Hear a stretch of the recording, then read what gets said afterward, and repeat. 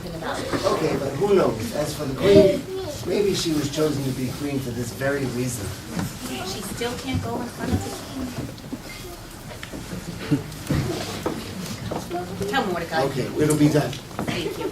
Wait, no.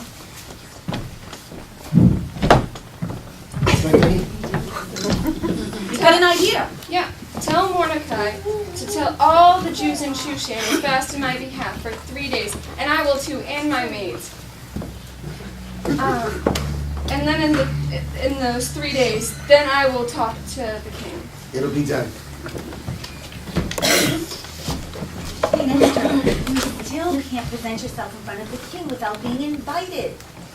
If I must die, I must die, but I can't just sit here and do nothing.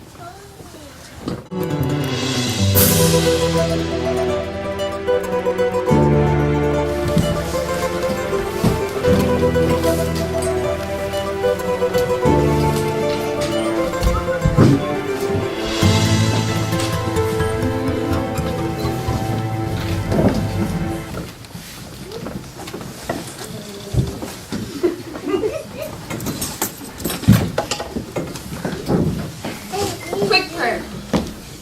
Ah, Esther, my beautiful queen, do come in. What a pleasure it is to see you today. Isn't it a pleasure to see Esther? You know, from the moment I met Esther, I knew she was nothing like the other girls. No, they never would have come to see me here at work. You know, Vashti never came to see me once. Not once.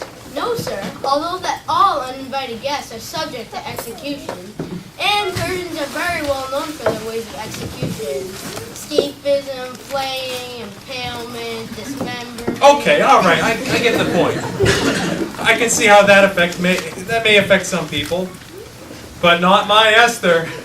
To what do I owe the pleasure of you coming to see me today? Well, you see, King, Yes? well, I give you up to half of my kingship. Please, speak up, dear. It's about Haman. Haman? I wanted to invite you and Haman to a banquet. A banquet! You are the best queen a king could ask for. Isn't she the best queen a king could ask for? Hurry, go find Haman. Tell him we're going to be honored at a banquet held by the queen.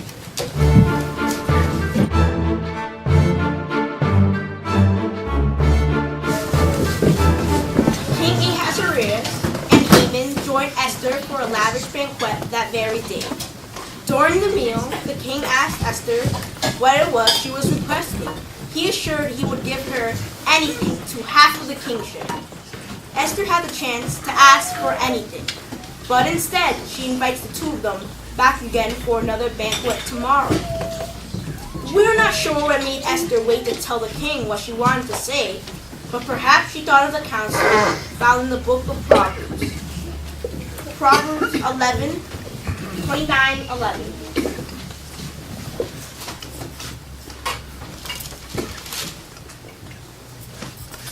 All his spirit is what a stupid one lets out, but he that is wise keeps it calm to the last.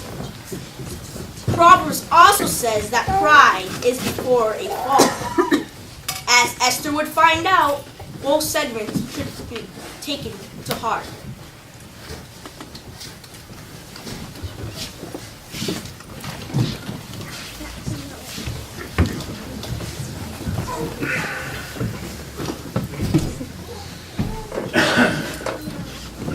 More raspberries, my queen? I would absolutely love some. Pistachios? No. I've had my full. More wine? That would be lovely.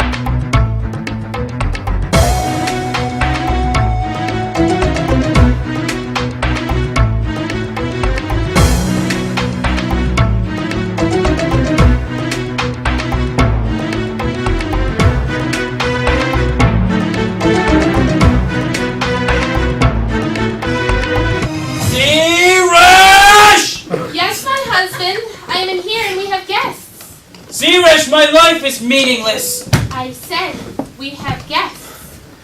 Oh, right. Hard day at work, Haman? I'm an accomplished man, aren't I? I have a decent wife. I've got a family. 10 sons, 10 great sons, I might add, with notable achievements of their own. The finest young men in the Empire. I've got an honorable house decorated with gold and carved miniatures crafted by the finest Persian artisans. It's the most noble home in the Empire, second only to the castle. Oh, I practically live within the gates of the castle of Shushan. I have a proud military history with more victories than I can count on one hand. Last year I was promoted to Prime Minister of Persia, second only to the king. Even the princes bow down to me.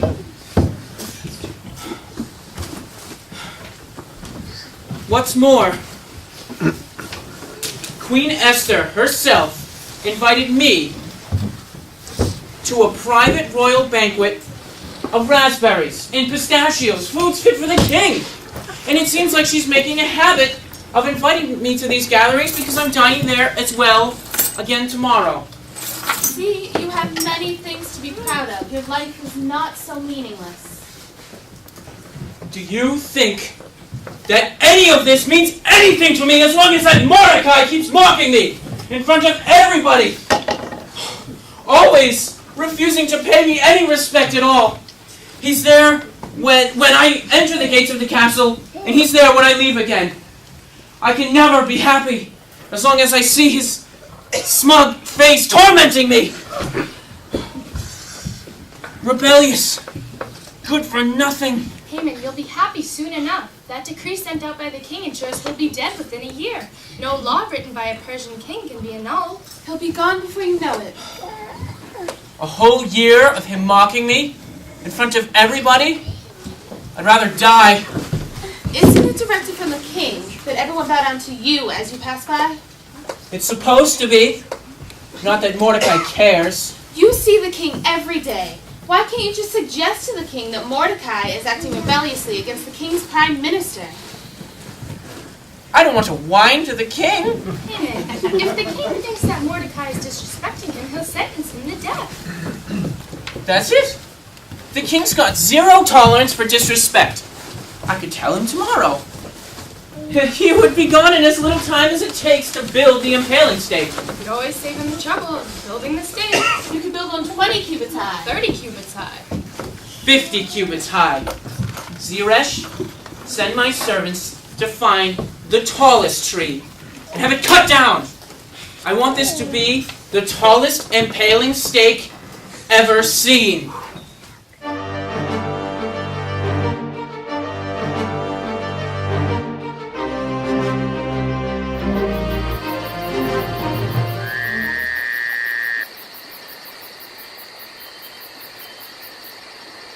And then the wise king Ahasuerus declared that the disrespectful rebels be executed, and the people of the castle of Shushan rejoiced in the great wisdom of their king. I love that story. These stories always help me to get to sleep. Thank you. Are you able to sleep now, or would you like another account from the book of the affairs of the times? How about maybe just one more story? Here's one we've never read. Once upon a time, Queen Esther approached the king with urgent news. Ooh, story about my queen. Go on. The queen burst into the royal throne room. My lord, the king is in danger. The royal officials stood at full alert, ready for any action they might be called to. The king, in royal dignity, calmly held out his golden scepter to the queen. The queen bowed before the king, and he spoke, "Yes, my dear Esther, what is it that is troubling you?"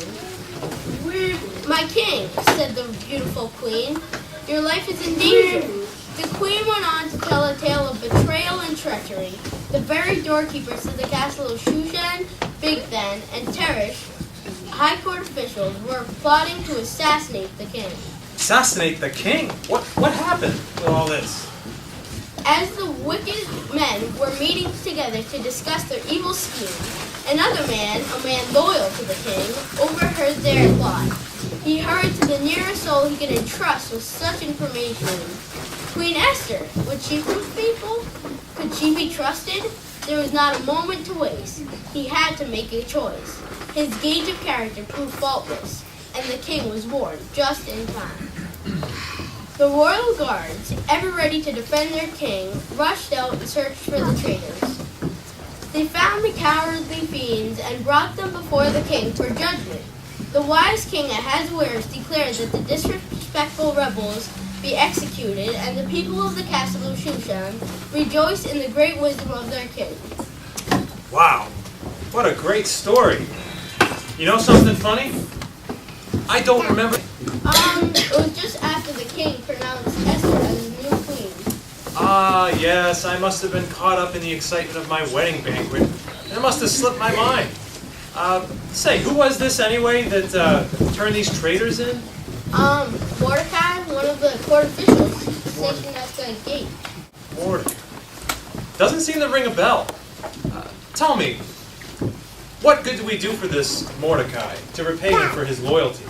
There's no record of having anything done for him. No record? That's no good.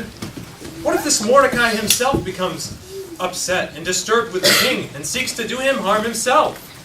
No, we must repay this man for his loyalty to the kingship. Write this down. First thing in the morning, we will find a way to repay my loyal servant Mordecai.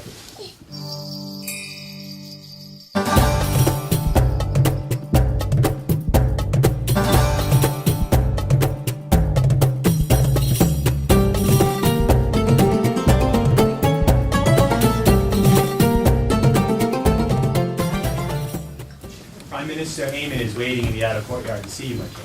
Thank you, Harbona. Please, send him in.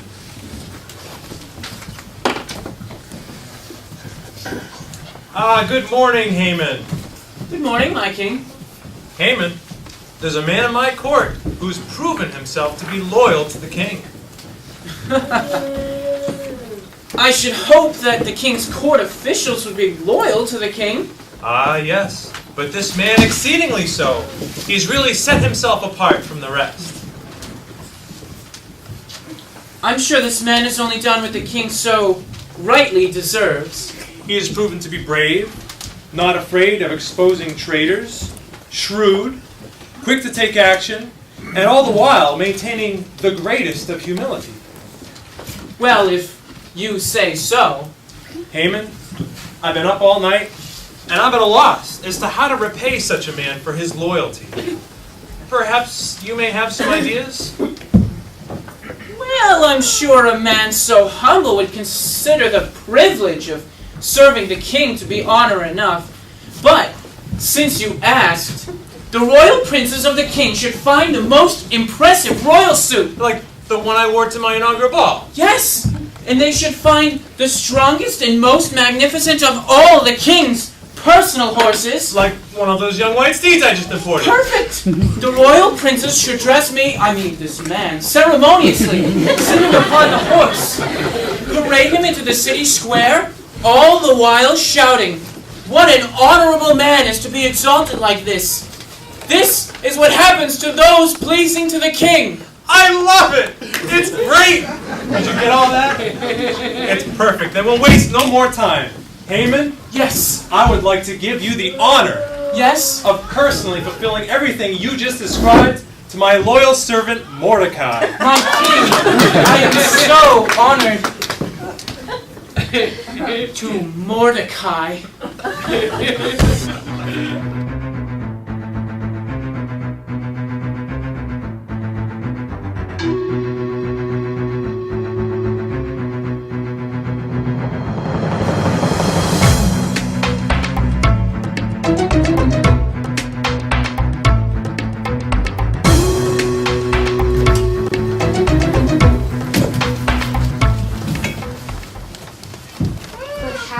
So sure.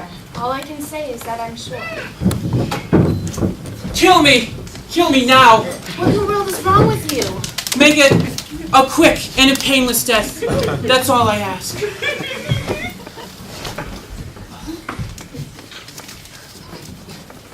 Well, isn't anyone going to ask what's wrong?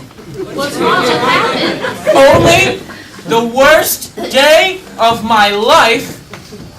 I went to ask the king to execute Mordecai, and instead I had to parade that good-for-nothing Jew on the horse that I should have been riding, wearing the royal suit that I should have been wearing. I know they all heard me. I spent the entire morning shouting, "Oh, how wonderful Mordecai the Jew is!"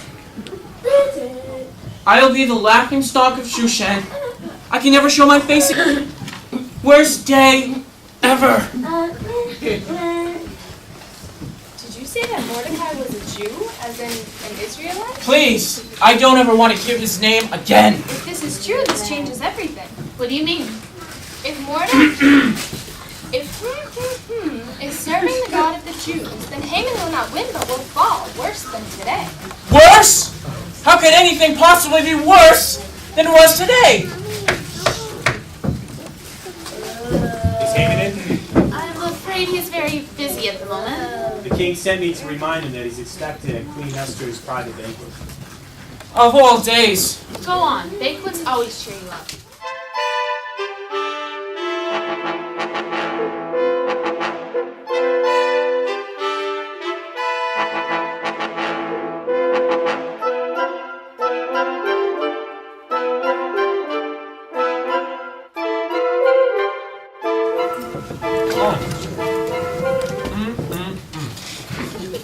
Delicious.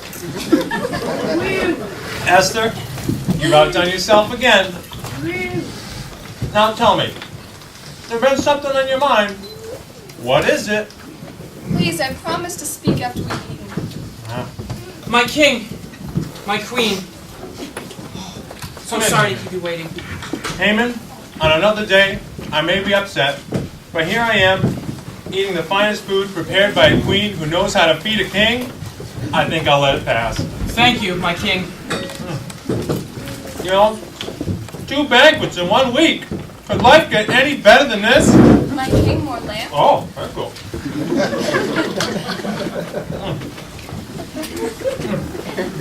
I don't think I've been in a better mood in all my life. Well, that makes one of us. Oh, come on, Haman. Have some food. It'll make you feel better. Look at me. You could tell me the river was on fire. You know what I'd say? Let it burn. I'm in such a good mood. I guess so. Haman, we're sitting here being treated by the queen to the best foods of the land. And besides, Esther has something to tell us, don't you, Esther?